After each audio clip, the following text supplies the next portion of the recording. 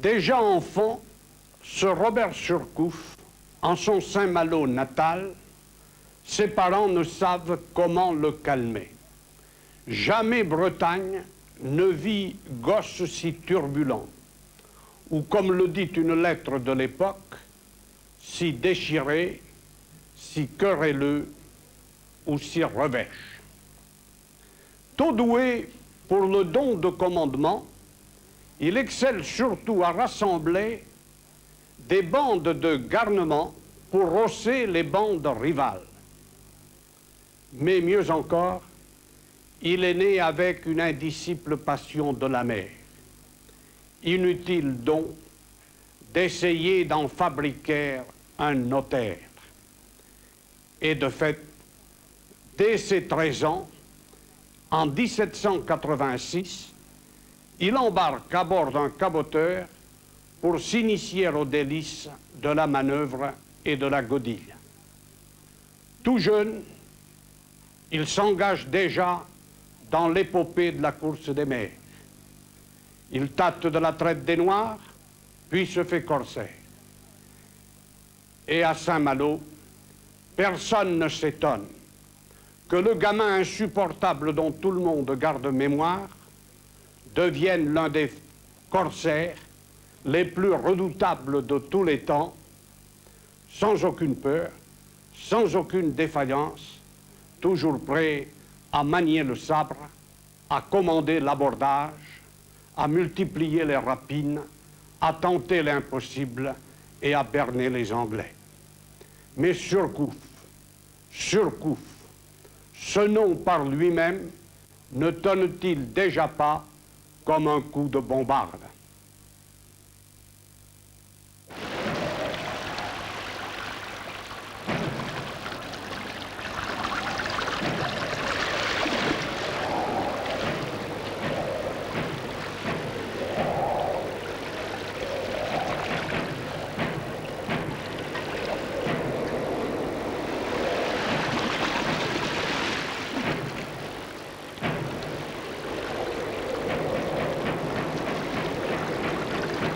Une île, une ville, un port fortifié qui carre ses murailles face à la mer.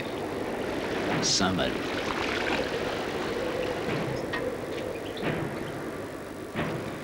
Dans le cimetière de la cité, il est une tombe qui depuis 150 ans appartient à chaque Malouin.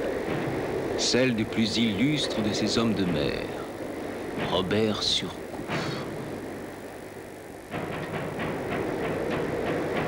Un célèbre marin a fini sa carrière, il est dans ce tombeau à jamais endormi. Les matelots sont privés de leur père, les malheureux ont perdu leur ami.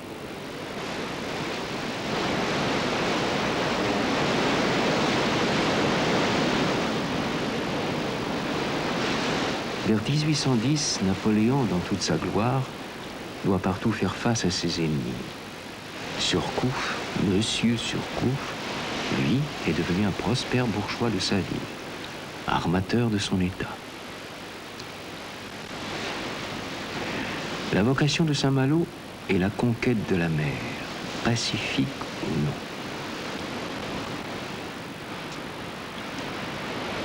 Depuis des siècles, ici, sont construits des navires pour la grande pêche. Bientôt, ils iront faire leur saison au large de l'Amérique. Les bateaux malouins commenceront avec les Indes, la Chine, les ports du Pacifique, tandis que se poursuit la découverte de la Terre. Ces découvreurs, ces voyageurs en pays inconnus, Saint-Malo en fera naître plus d'un au cours de son histoire. Au début du 19e siècle, conquérir la mer, c'est se battre contre les ennemis de la France impériale. Surcouf, armateur, a pris place dans la longue lignée de ceux qui joignent aux vertus guerrières l'esprit d'entreprise. Et a conquis sa gloire comme corsaire, il parachève sa fortune en armant des bateaux corsaires et des bateaux marchands. Ainsi prospérait Saint-Malo, où l'or venait du risque.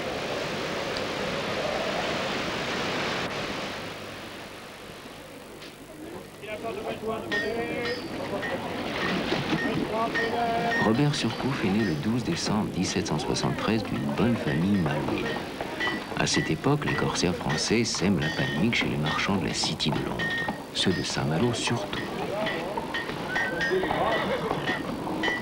Quelques années plus tôt, on ne comptait pas moins de 44 bateaux corsaires malouins, tous, en temps de conflit, s'acharnaient sur les navires de commerce. Pendant la guerre de 7 ans, les Anglais tenteront par 2 fois de prendre Saint-Malo, en vain. Tout ici, lorsque né Surcouf, vit pour la guerre de course, ses profits et ses dangers. Tout travail pour armer ses navires de taille modeste, voiliers rapides, troupes légères de la mer. Et ici, pas d'escadre, des commandos, pas de guerre, la guérilla. Dans ces combats où la ruse précède la violence, où la tactique déjoue la puissance, Surcouf sera le plus fort.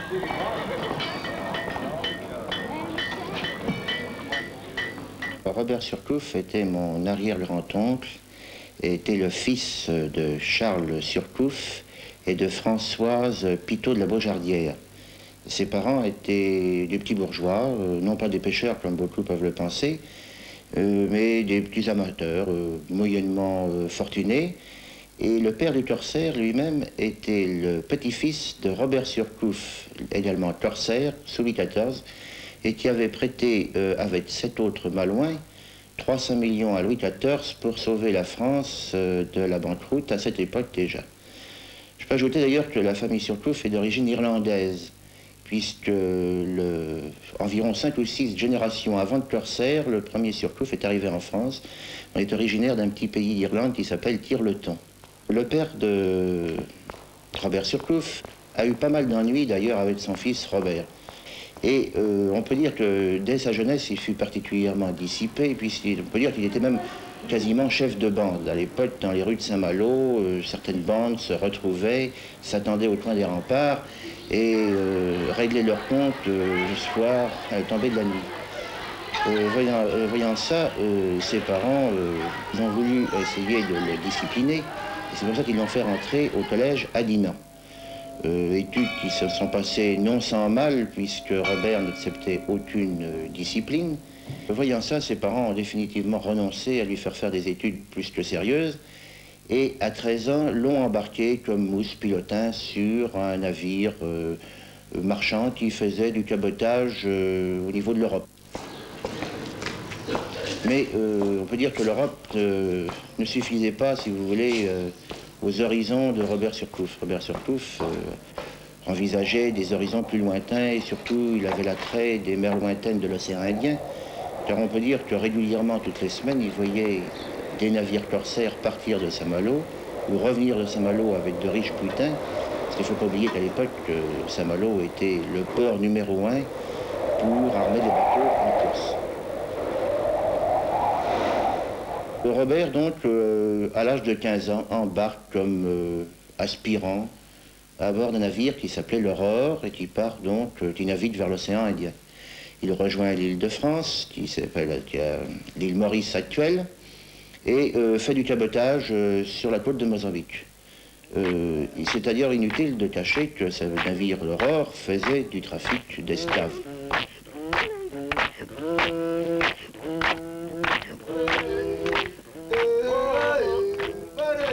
La traite, mot qui fait horreur. La Révolution française abolira l'esclavage. Pourtant, une tenace tradition perpétuera quelque temps la traite des Africains. C'est sur un bateau négrier, la Créole, que Surcouf, à moins de 20 ans, aura son premier commandement.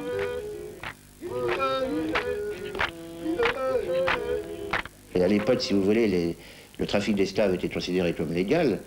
Donc à cette époque-là, il n'y a pas à en rougir.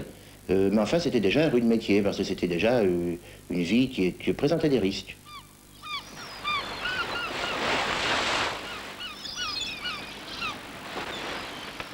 Entre sa 15e et sa 20e année, Surcouf fait ses classes. Volontaire sur le brick Aurore, il fait du cabotage puis découvre les Indes. Rescapé d'un naufrage sur les côtes de Mozambique, il devient lieutenant second sur un autre navire. En 1793, immobilisé dans cette île de France, cette île Maurice qui lui sera si chère, il se voit enfin confier un bateau. Transportant des Noirs pour les vendre, il réussit à duper les envoyés de la Convention, mais renonce à ce trafic. Désormais, il sera corsaire.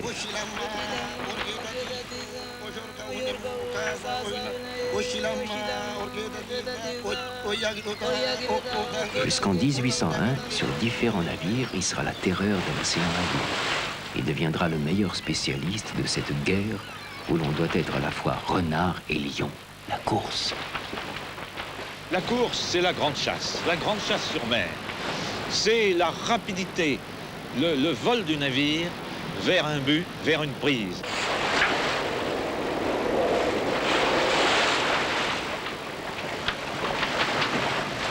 Le but de cette grande chasse, c'est la capture de richesses entassées à fond de cale sur des bâtiments ennemis.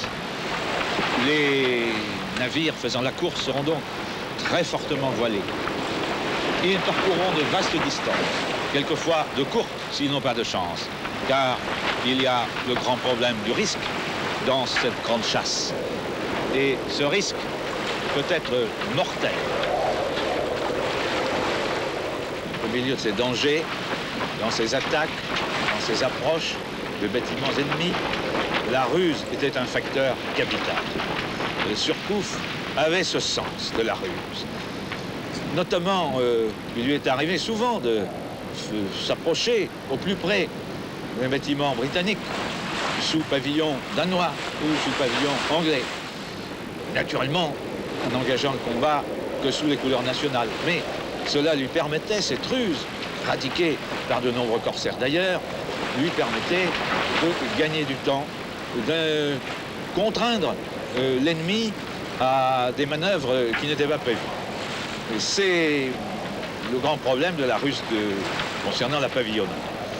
Il y a aussi Surcouf inventant des procédés. Par exemple, se faisant passer pour un Anglais, faisant parler anglais, ce qui permet de tromper, car la tromperie est une arme également de corsaire.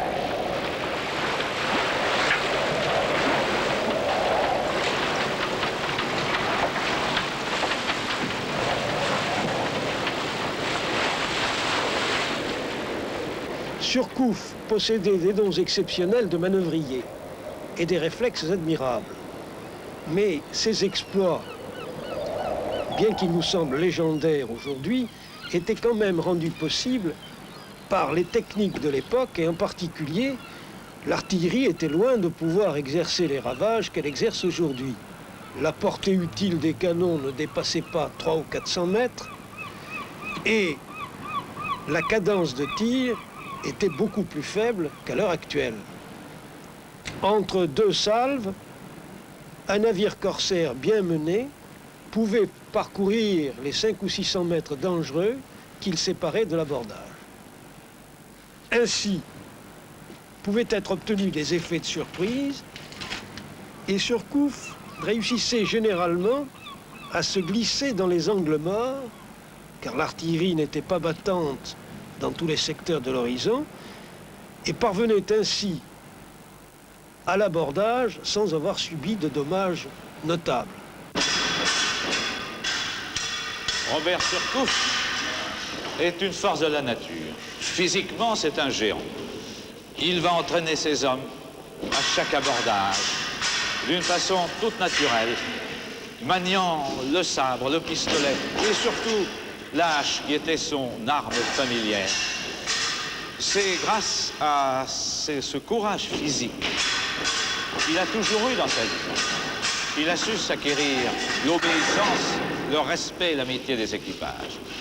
Et c'est l'explication de l'homme. L'explication de l'homme, c'est sa force de caractère et son courage physique.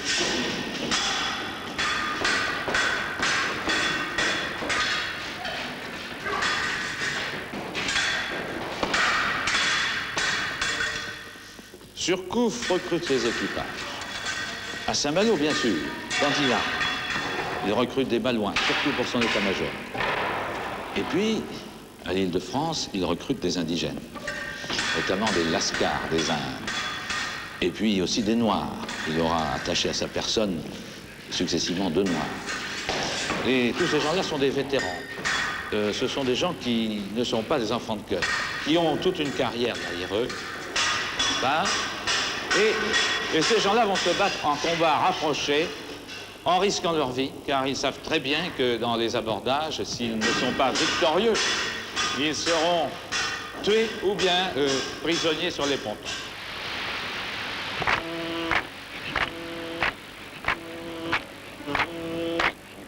L'Île-de-France, seconde patrie de Surcouf corsaire. Il la quitte en 1795, commandant l'Émilie, petit bateau rapide armé en course.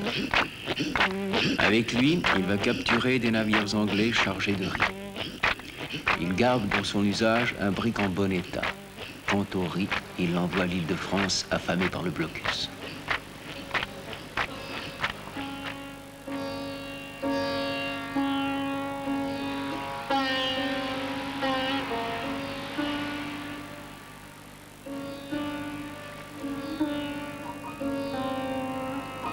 Pour fêter ses 22 ans, le jeune corsaire frappe l'Angleterre là où jamais personne ne l'a inquiété, le golfe du Bengale. Sans lettre de marque, il n'a que le droit de riposte, pas d'attaque. Le Triton, un Anglais de 16 canons, 100 hommes d'équipage, lui envoie un coup de semonce. Surcouf et ses 19 matelots prennent le Triton à l'abordage. Exploit sans précédent que d'incessantes victoires confirment les années suivantes. Enfin, il va terminer ses campagnes triomphales par un incroyable coup de maître. La chance de Surcouf, c'est la rencontre du Kent dans le golfe du Bengale. Le Kent, un navire de la Compagnie des Indes anglaise, c'est-à-dire richement chargé. Il est seul, il n'est pas escorté. Les conditions de temps sont les plus favorables qui soient. Surcouf analyse toutes ces conditions et prend sa décision et fonce, il part à l'attaque. Il réussit à se glisser dans un angle mort après avoir essuyé 2 bordées sans dégâts notables. Il arrive, il accoste, les grappins sont lancés, les 2 coques sont amarrées l'une à l'autre et Surcouf monte à l'abordage avec une centaine d'hommes de son équipage et la bataille commence sur le pont de l'Indiaman.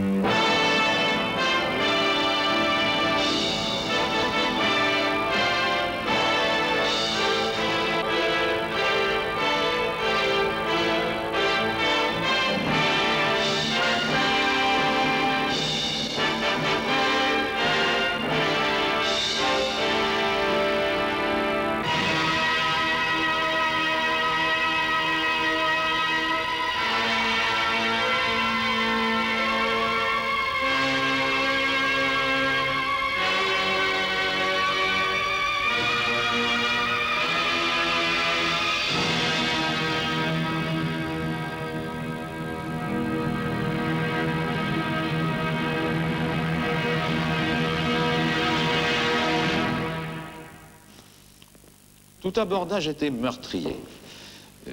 Celui du Kent était particulièrement exemplaire étant donné la disproportion des combattants. On comptait environ 1 Français contre 3 Anglais. Il y a eu 70 morts du côté britannique et 20 du côté français.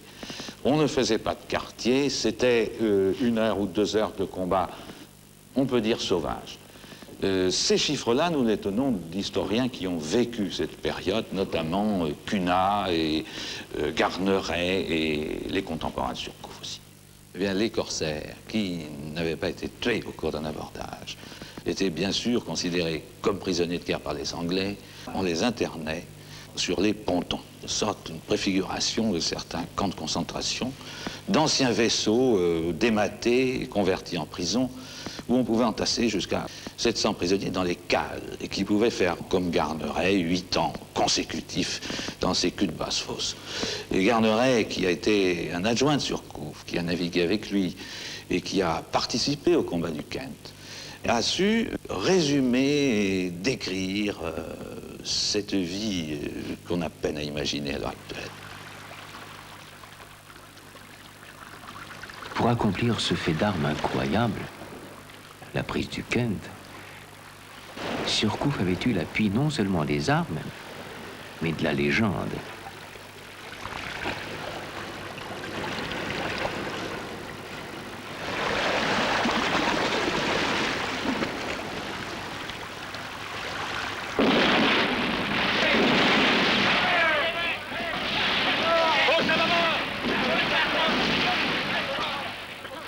Il est devenu célèbre dans les ports de l'Inde anglaise.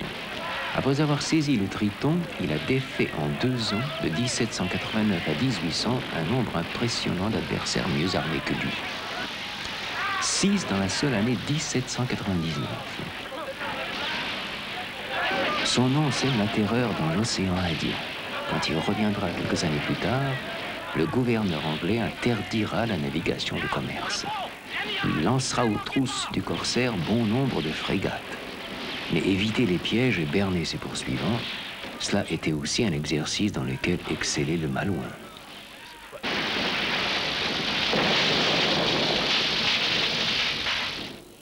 Surcouf a fait fortune très vite en tant que corsaire. À 27 ans, sa fortune était déjà faite, puisqu'il avait pris le Kent. À partir de ce moment-là, M. Surcouf devient armateur. Pendant la période de paix, mais aussi pendant certaines années de guerre, associé avec son beau-père, il va armer des quantités de navires. 1801, la fragile paix d'Amiens avec l'Angleterre. Riche et célèbre, Robert Surcouf rentre à Saint-Malo. Il épouse une demoiselle fortunée, puis s'associe avec son beau-père et devient armateur.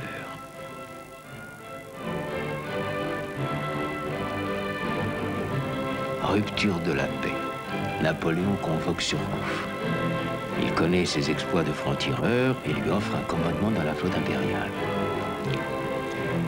Surcouf refuse.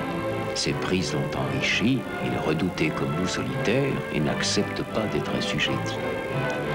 Il propose même à l'empereur de multiplier les corsaires qui gagnent les batailles quand les escadres régulières perdent les leurs. Napoléon ne l'écoute pas. Cependant, Robert Surcouf recevra la Légion d'honneur et, sans doute, le titre de baron d'Empire. Heureux, riche, Surcouf s'ennuie. Il en a assez d'armer des bateaux pour les autres.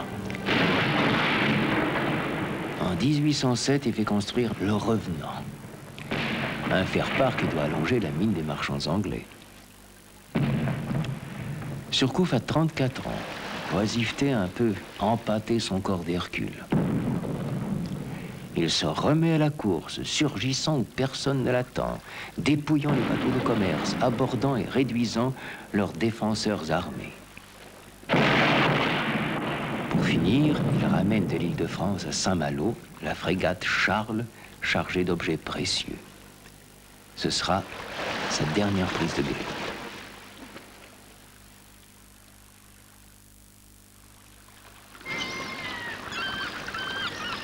Désormais, Robert Surcouf ne reprendra plus la mer. Quand nous considérons sa carrière de corsaire, l'étonnement nous saisit.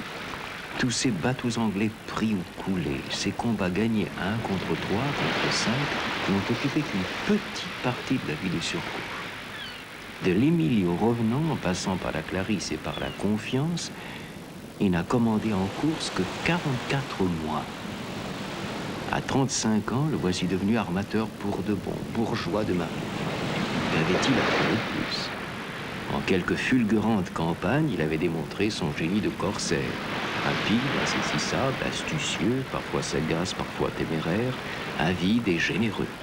Mis à prix en Angleterre, sa tête ornera en France les livres d'histoire des enfants. Quelques ressorts étranges où il y a un peu de chance, un peu d'injustice, immortalise le nom de Surcouf corsaire au détriment des autres grands marins. C'est peut-être parce qu'il a gagné sur mer tout seul une guerre navale que la France a perdue. C'est peut-être parce que les Français qui s'en défendent ont un faible pour les héros.